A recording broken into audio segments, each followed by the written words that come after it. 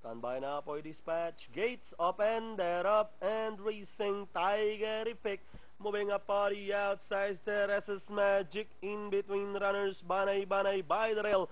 Moving up is entry number 4, Newsmaker Leica in Manila next in line. Then followed by Blue Chic and Wolf Run is running at the tail of the field. About to pass the last 900. Newsmaker, Tiger Epic running in second. Teresa's Magic racing in third. Banay is running by the rail fourth as they rounded the last 600.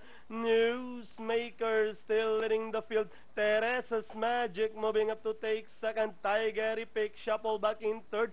Banay remains in fourth as they race at the last 450. Newsmaker still leading the field. Teresa's Magic remains in second.